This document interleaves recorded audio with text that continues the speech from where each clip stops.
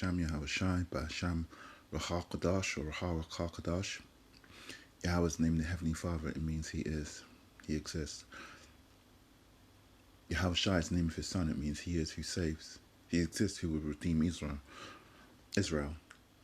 Rahakadash is the name of the Holy Spirit in Hebrew. Raha meaning spirit, holy, Kadash meaning holy.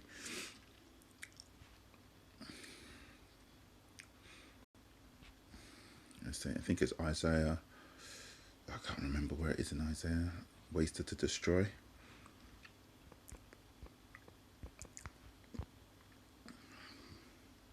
Isaiah 54:16. Behold, I have created the smith that bloweth the coals in the fire, and bringeth forth an instrument for his work. And I have created the waster to destroy. Who was the waster? Who was created the waster? Let's get that actually. The waster. Decay. Shokhath. To ruin. So the person who will be there to ruin. Well, it's no surprise, really, that that's Esau. Let's see if there's any other precepts that will back that up.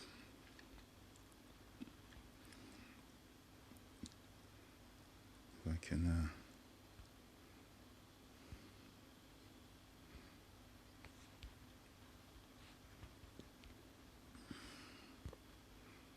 Perdition.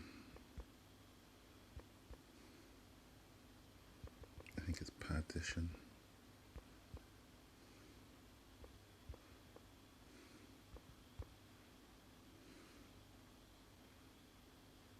Thessalonians 2:3. Let no man deceive you by any means, for that day shall not come except there come a falling away first, and that man of sin be revealed, the son of perdition. The son of perdition. Ruin or loss. Physical. Again, it's waster. So it's the same thing, right? Look, it says even there, perish, pernicious ways, waste. So, as has been mentioned before, the Bible has always been written in allegory and hidden in metaphor, because had it been put forward in a very sort of obvious way, it would have been outlawed a long time ago. As it stands, they try to, get rid of some of the works in the Apocrypha, the historical things that will allude and prove some of the facts that have been put in the Bible. But thankfully, the elders, apostles, GMS been able to see through the mist, and they put flesh back on the bones of Israel. So there's one more scripture that I wanted to get. This is going to be a short one, and it is it's about waste. No flesh be saved. No flesh be saved. And it's again along the so Matthew 24:12 and Mark 13 and 20 and 20. Matthew 24:22. Sorry. And except those days shall be shortened, there shall be no flesh saved. But for the elect's sake, those days shall be shortened. Mark 13:20. And except that the Lord have shortened those days, no flesh shall be saved. So there's waste that He is going to waste. Like if you've not seen the situation, He's created AI. I know quite a bit about AI, but a lot of people are saying, let me get that. And just put in AI threat to humanity. And in fact, I just put AI threat and it came up to humanity. So basically, all the things that Esau gets involved with, and I think it must be his curse, right? But everything that he seems to get involved with, the result is death. He tries to create new energy sources, like nuclear energy sources. The result is death. He tries to modify GMO. The result is death. He tries to do AI. The result is death. In Ukraine, he started messing about with biolabs and looking at what's it called? he started with biolabs and looking at ways of investigating and learning about viruses. The result is death. He looked in. He started. What's the latest? What GMO? What else was I thinking of? I had a few more vaccines. The result is death. The what's it? What else did he do? Basically, looked at mass producing foods, pesticides to increase the amount of of yield from the crops. Result is death. Uh, created what is it? Cars and greenhouse gases. Resulted death. All the things that he tried to do to better his self.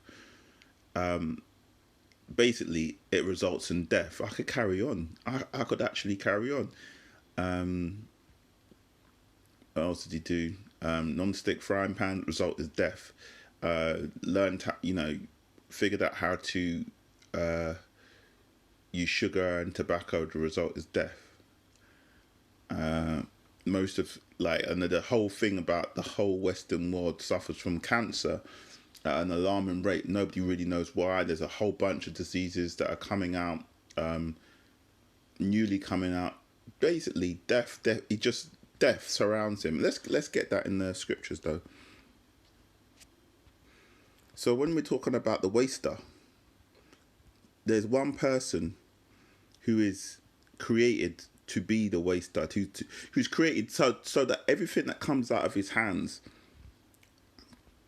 is will result in death.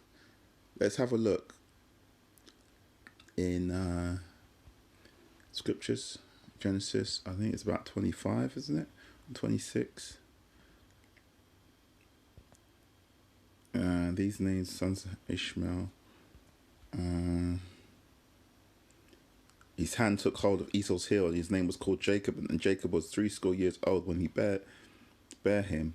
And the boys grew, and Esau was a cunning hunter, a man of the field, and Jacob was a man of plain dwelling. I want to get to the bit where Isaac blesses him. It might be around 27.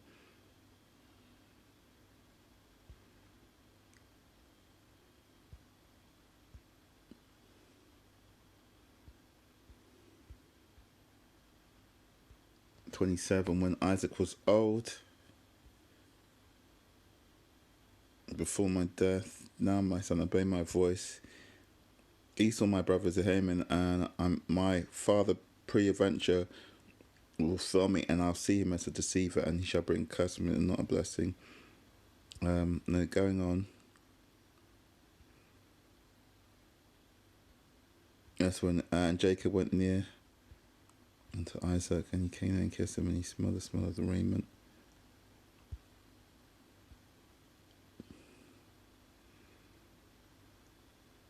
So going from verse 30, and it came to pass as soon as Isaac had made the end of the blessing, Jacob was yet scarce gone out of the presence of Isaac his father, that Esau the brother came in from his hunting. And he also, obviously that's to do with death. And he made a savory meat and brought unto his father. And he said unto his father, let my father arise and eat his son's venison, that thy soul may bless me. And that was just dirty anyway, to be honest, because he'd sold his birthright, so he had no right to the blessing. And he said, I am thy son, firstborn Esau. And Isaac trembled very exceeding and said, Who? Where is that has taken the venison and brought me, and have eaten of it before thou camest? And hast thou blessed him? Yea, he shall be blessed. And when Esau heard these words of his father, he cried a great cry. And we know that in the spirit that Esau is the same as Cain, right? Always doing the bad thing, like selling his birthright or killing his brother out of jealousy. And then when he gets found out, trying to be sly, trying to get away with stuff. And then when he gets found out, cries. Always, and you could even see it today, right? Like, cold kill, like these cops cold kill people in the street thinking they're going to get away with it. When they get found out, the tears come out, begging for mercy. It's said in the Bible, Yahweh Shai said it, you of your father the devil, and the lust of your father you shall do, right? So it's the same, right? You see that the spirit, you could tell the line that some people come from, by their actions. They have the same spirit on them. They do the same things. They desire the same. They desire the same things. Act the same way. Anyway, thy brother came with subtlety and hath taken away thy blessing. And he said, is it not he rightly named Jacob? For he has supplanted me these 2 times. He took away my birthright, and behold, now he's taken away my blessing. Took away, he's saying, not sold. And he said, hath thou not reserved a blessing for me? And Isaac answered and said unto Esau, behold, I've made him Lord, and all thy brethren have, and all of his brethren have I given to him for servants. And with corn and wine I've sustained it. And what shall I do now unto thee, my son? And Esau said unto father, hast thou but one blessing, father? Bless me, even me also, O my father. So this is like Esau begging for a blessing, even though he sold his right to have a blessing. And here's the thing, right? That like this is the way that Lord moves in righteousness. It's like, and you know, it's said in the scriptures also that he has his way in the whirlwind. Like, and you know, other people, you know, the elders and apostles, GMS, would say that the whirlwind represents the ships, as per the end of Job. I think it's around verse 44 when the whirlwind comes, and also I can't remember what book it is in, but where Elijah gets taken up in the whirlwind, and those are, you know, clouds or ships, which are represented as the chariots, right? But for me, the whirlwind, my spirit says the whirlwind is confusion, where people don't know, you know, seeing the end from the beginning, having his way from the whirlwind represents the divine ability to see the end from the beginning, to see past all the confusion when everything's, you know, all the dust is kicked up and nobody knows which way's up. But anyway, and it turns out that in this unrighteousness that Esau's be begging for a blessing, even though he'd sold it and didn't deserve it, it became a curse. Well, the thing that he got was somewhat of a blessing, but it had a curse to it. You know, which just goes to show that the Lord always deals with righteousness, and by righteousness we mean fairness, doing things that as they should be done. So Esau didn't have a right to get a blessing. So hello.